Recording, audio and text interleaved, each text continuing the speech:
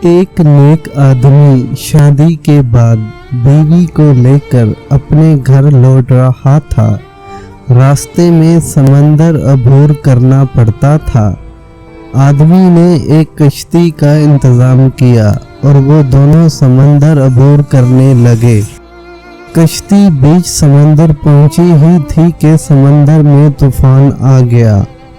اس صورتحال میں بیوی کا خوف سے برا حال ہو گیا، لیکن آدمی ایسے اطمینان سے بیٹھا رہا جیسے کچھ غیر معمولی واقعہ ہوا ہے۔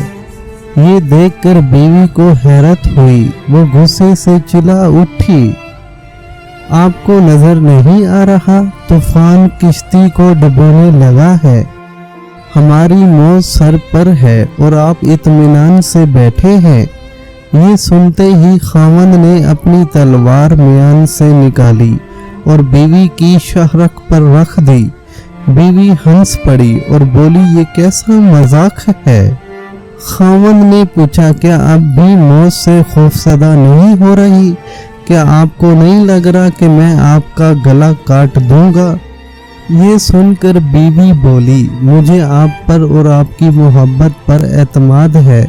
مجھے پتہ ہے آپ مجھ سے بے انتہا محبت کرتے ہیں اور یہ تلوار آپ کے ہاتھ میں ہے، لیکن آپ کے ہاتھوں مجھے کوئی نقصان نہیں پہنچ سکتا۔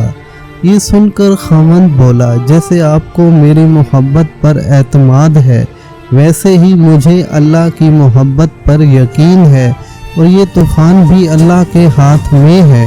وہ چاہے تو اسے روک لے، چاہے تو کشتی ڈبو کر بھی ہمیں بچا لے۔ یاد رکھو، اللہ جو بھی فیصلہ کرے وہ ہمارے حق میں بہترین ہوتا ہے۔